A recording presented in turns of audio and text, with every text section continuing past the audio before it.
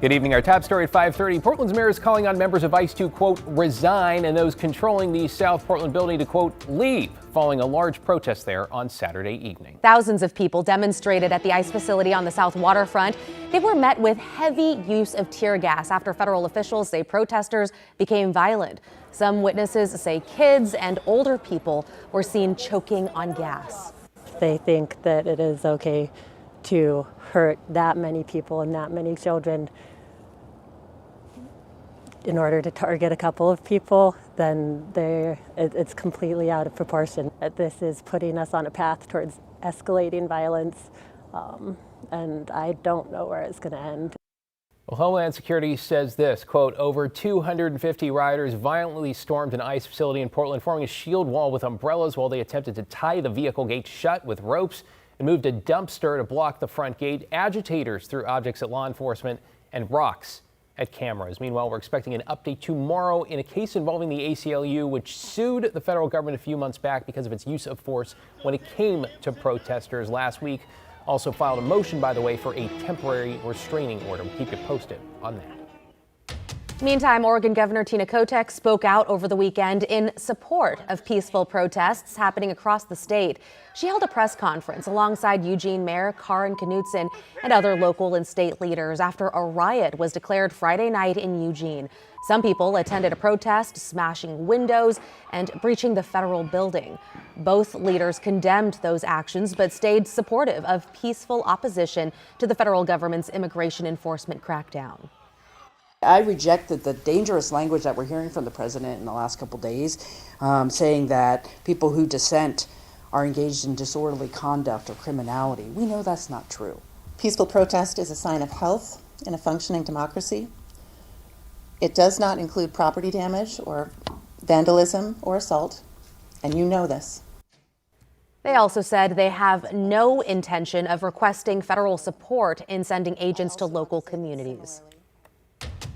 In Salem tonight, detectives are investigating two separate suspicious deaths. The first was Friday afternoon when police were called to a home off Dark Forest Place Northeast. That is where they found a woman's body. Then around 6:30 that same evening, authorities responded to an area near Wallace Marine Park where they found another woman's body. Right now, officials say they do not see any connection between the two cases and say there is no threat to the public. The legislative session is nearing the halfway point in Olympia, Washington. Here is a quick breakdown of what's happened so far. The state Senate has passed a bill that would prohibit most law enforcement officers, including federal agents, from wearing masks while interacting with the public. That bill heads to the House. And a bill that would lower the legal blood alcohol level has narrowly passed the Senate. The bill would lower the BAC from 0.08 to 0.05. Lawmakers were divided on how this bill would change drunk driving crashes. It's about changing the culture of driving in our state. I believe that when we pass this legislation and it becomes law, we will not only be safe, but we will feel safe on our roads. If I thought 0.05 would change the outcome of deaths on the roads, I'd be all over this. But I truly believe that it's not going to do what it's going to do. Another piece of legislation would set a threshold for reckless driving charges. It would make driving more than 30 miles per hour over the posted speed limit an automatic driving offense. It's a change from prosecutors and law enforcement making the call. Let's stay in Washington because in an update, we now know more than 2,000 workers in the Evergreen State are affected by Amazon's latest round of layoffs. According to the state, 2,198 Amazon workers will be let go beginning April 28th. Last week, the company announced it was cutting 16,000 jobs worldwide.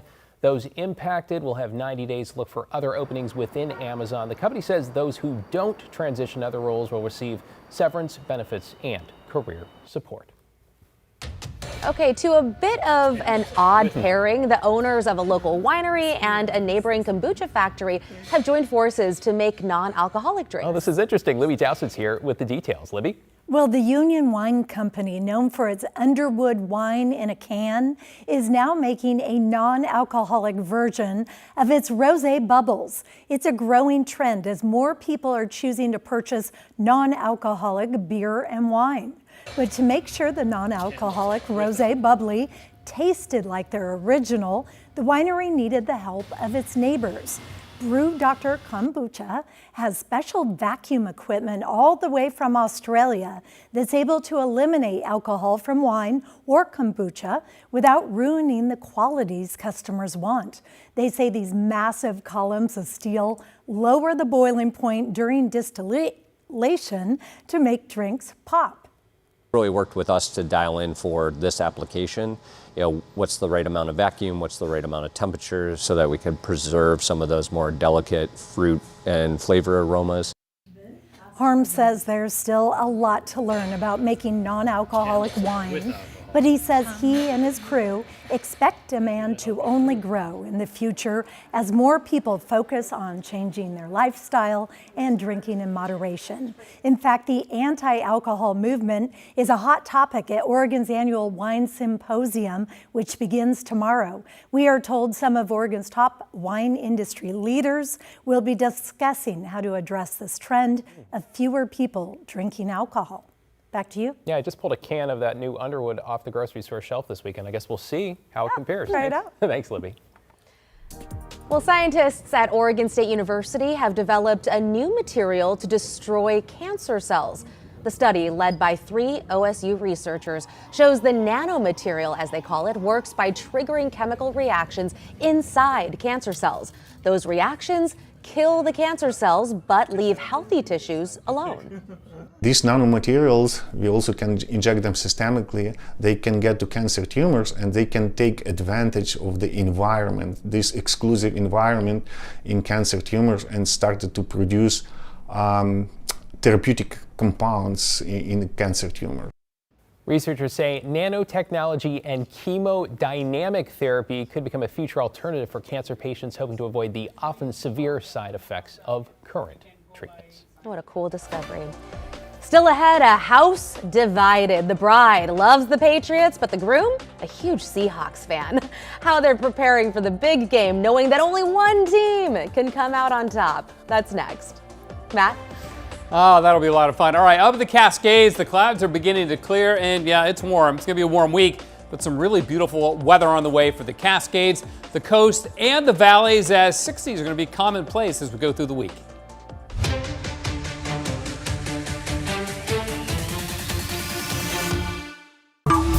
The KGW Plus TV app, streaming 24/7.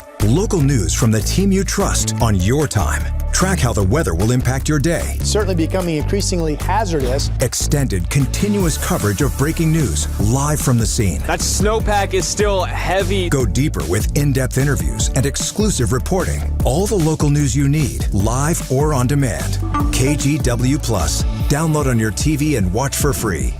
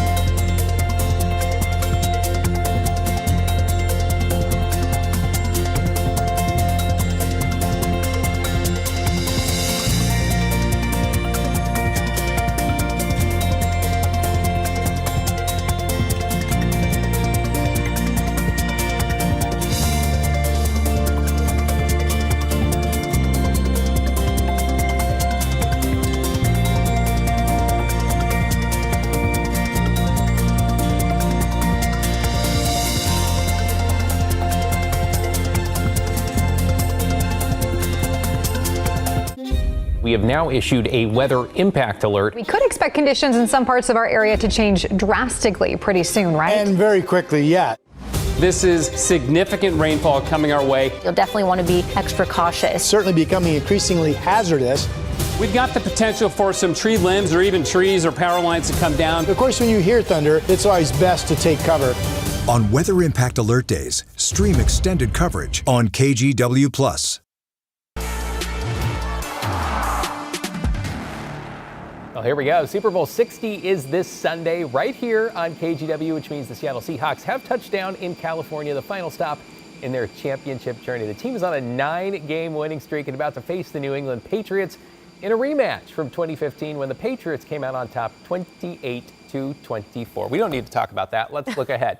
It turns out a Yakima couple's NFL-style wedding, whatever that is, apparently predicted the Super Bowl 60 matchup. And they're headed into the weekend like so many others. A house divided. Farah Jadran has their story.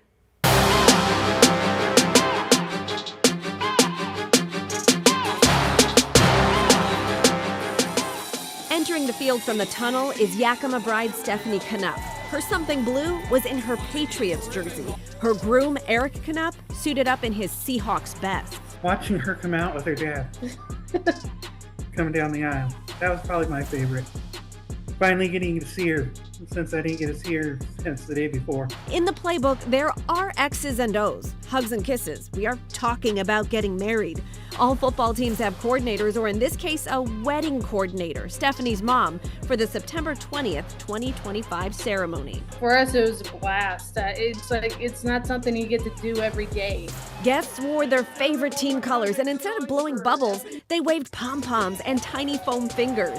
Trade bouquets of flowers for footballs. Be sure not to fumble. And the cake, a special wedding topper, was the trick play. We are gathered here today to the most important game of Steffi and Eric's life. Today we celebrate their touchdown into a lifelong partnership. That's referee Reverend Christina Van Horn, called up to make sure no one was offside. It was like a big football game. Everybody was cheering them on. It was wonderful. It was so much love that I'm still smiling. Every time I talk about it or somebody asks me, I'm just like, it was their love. Tom Brady wore 12 on the field. So did Stephanie on her Super Bowl wedding day. But we know the meaning of 12 runs deep for Seahawks fans. Safe to say that Eric is now your favorite 12? On some days, yeah. Let's talk Super Bowl 60. Have you already decided how you'll handle celebrations? Because only one team can win. You guys are the home team, but only the Patriots or the Seahawks can win. One of us is going to be happy. Yeah. And me as a football fan, I love watching a good game. It's like, I love when Seattle beat Denver, but that Seattle-New England game in the Super Bowl, I think is one of the best Super Bowls that they ever played. It was so competitive. It was right down to the last minute. I got the tackle lights challenges with you. You feel it for everything. I now pronounce you our Super Bowl champions, Eric and Stephanie. You may now huddle up front for your first kiss as a married couple. Touchdown! In this Super Bowl, holding is allowed and encouraged. I am almost speechless. Wow. Okay, so really quickly, you can watch in-depth coverage live from Santa Clara leading up to the Super Bowl on our free KGW Plus TV app. We'll be airing an hour-long show starting at 8 o'clock tonight and each night through this Saturday. Did you see how she was like looking at him when he was talking about the Seahawks? She was like, they're going to have to hug it out. Okay, what a unique wedding. When was the wedding? When was the wedding? I just know it's Eric and Stephanie, and they had their. Yeah, we missed that detail. We were so caught up in all the pop. Yeah, I mean, the weather looked good whenever they were doing it for the video. It was really good. So what a fun thing. I'm sure they're going to have quite the day on Sunday, right? I guess. Hopefully not too much side-eye. You know, the thing is, the game can't end in a tie, so somebody's going to win. We'll see. All right, let's take you outside right now. There's a great look to the west from our Skycam at the Reserve Golf Course, our Explore Tualatin Valley Skycam. It's a really beautiful sky, 55 degrees. It's a warm day as the clouds cleared. Now, with a clearing sky, it'll cool off tonight. That'll allow fog to form in some areas, but we're not going to be seeing temperatures below freezing like we did a week or so ago. We topped out in the low 50s in Portland, but as close to us as McMinnville, it was 59 because the clouds cleared sooner the farther south you go. So Corvallis, Eugene, Roseburg, all in the 60s, and Brookings made 65 for the hot spot in the state of Oregon this afternoon. Now, along the beach, there's a beach hazard statement that sneaker wave threat continues until about 1 a.m. tonight. For the valleys, though, this is a long duration air stagnation advisory. It begins tomorrow morning, extends through the work week. Notice it does not include Portland, Washington County, or the western side of the valley, where we'll get enough wind, east winds turning from north to south as it goes down the valley. But the central Southern and eastern part of the valley will be on that as the air quality will degrade as we go through the week. There's still a little bit of rain left around Astoria and points north, but not that much, and it's all winding down. And we didn't get a whole lot today, but there was measurable rain. Portland, 100th, Salem, 200ths of an inch in the last 24 hours. Meanwhile, Olympia got drenched, and so did the coast of Washington in some spots, but everybody will be drying out as this warm front lifts to the north.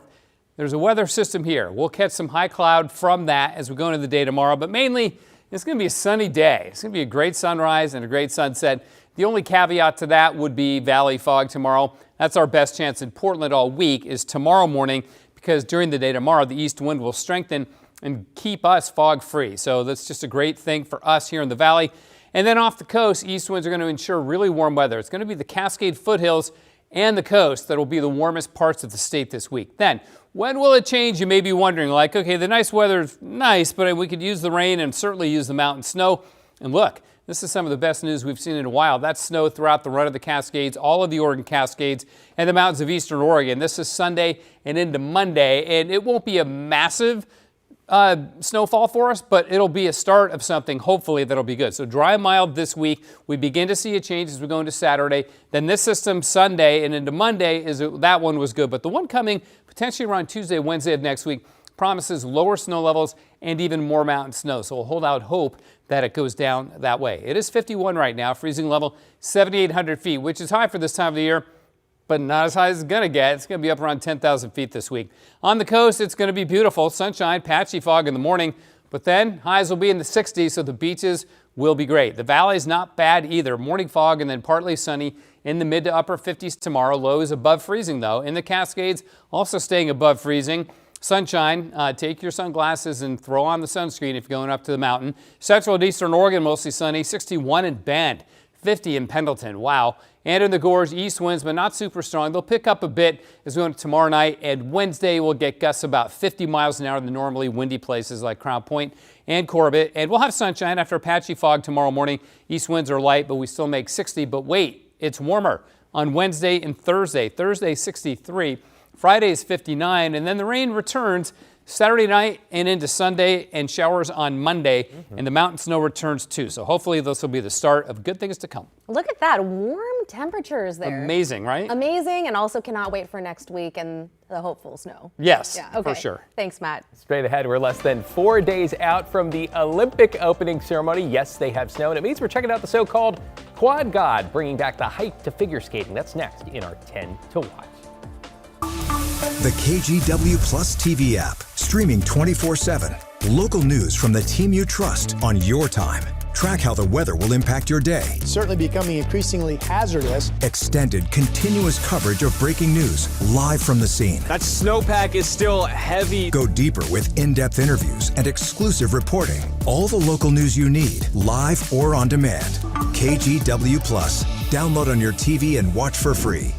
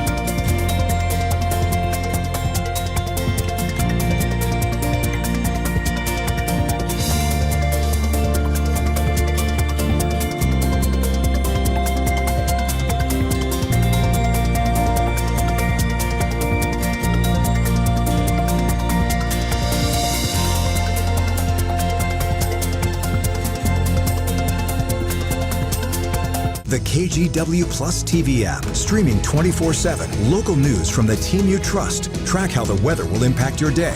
Breaking news live from the scene. All the local news you need. KGW Plus. Download on your TV and watch for free.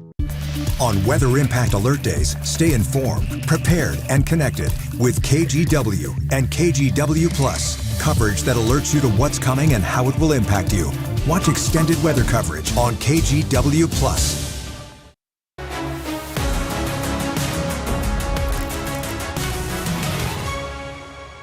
Every time I see this, I get jazzed. Less than 4 days, 3 days, 17 hours, 9 minutes, 52 seconds until the opening ceremony at Milan's San Siro Stadium marks the official start of the Winter Games. With, no surprise here, figure skating among the most anticipated events. Do you remember the only jump that takes off forward? So what is it? Oh my gosh. I'm putting you on the spot. A triple axel? It is an axle. No way! Okay, You got I got really excited. So Nailed what is it. it? You nailed it. It's the only jump that takes off forwards. Okay. It's an axle. Double, triple, or in this case, quad.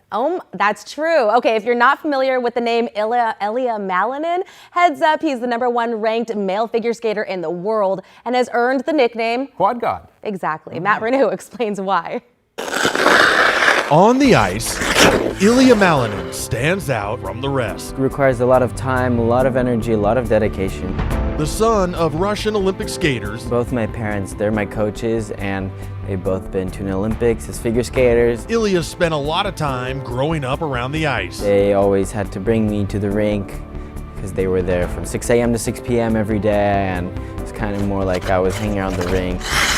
That time paid off. Ilya is now a two-time world champion and the world's #1 ranked male figure skater, and wants to bring back the glory days of competitive ice skating. Just being able to bring back the popularity of skating how it was decades ago.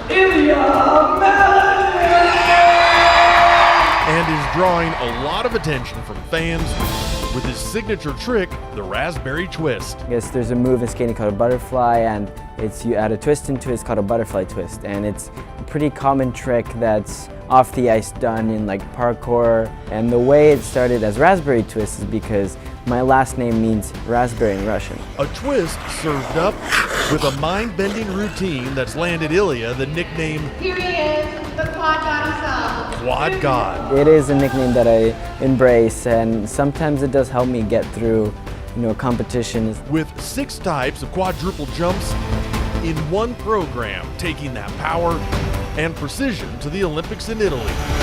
Like, we're all just a team of athletes who represent Team USA, and it's just such an honor to be one of those amazing athletes. Where you're sure to see him snacking on chocolate before he skates. I prefer to eat Hershey's milk chocolate before I skate. And shows the world how a lot of hard work. I really hope that I can give them a sense of feeling that it's more than just the Olympics. It's more than just the programs, that this sport is our life. This is our choice. This is something that we have dedicated a lot of time, a lot of energy, a lot of sacrifices. And a little chocolate. Most of the time when I've had a Hershey's chocolate, I've always had a pretty successful and pretty happy performance. Can help an athlete earn some sweet Olympic goals. To go there and to try to skate my best to win that gold medal. The KGW Plus TV app, streaming 24/7. Local news from the team you trust on your time. Track how the weather will impact your day. Certainly becoming increasingly hazardous. Extended, continuous coverage of breaking news live from the scene. That snowpack is still heavy. Go deeper with in-depth interviews and exclusive reporting. All the local news you need, live or on demand. KGW Plus. Download on your TV and watch for free.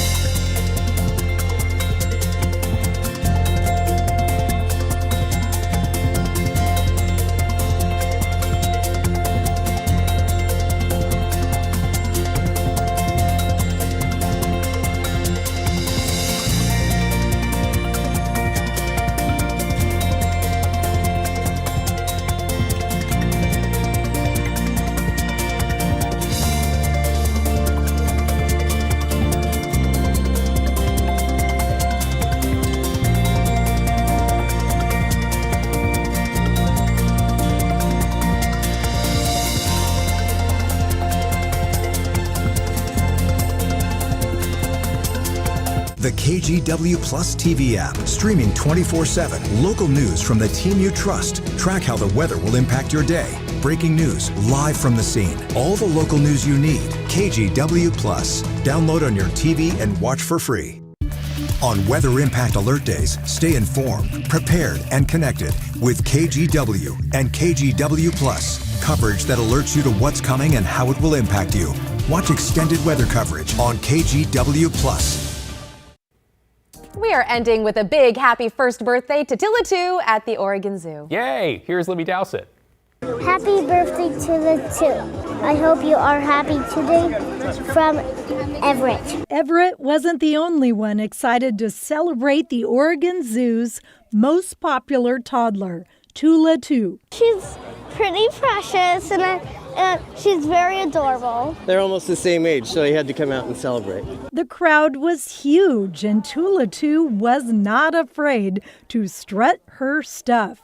And she didn't seem to mind getting up close and personal with my camera.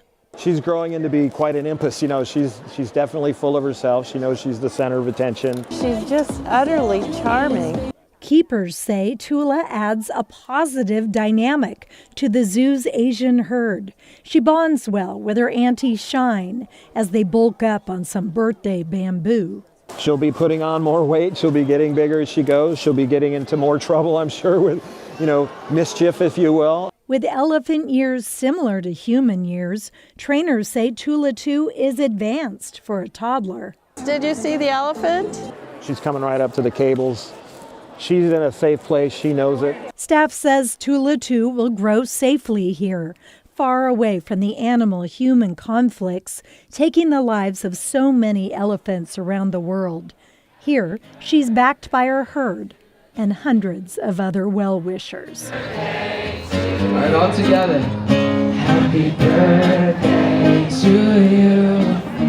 Happy birthday to you.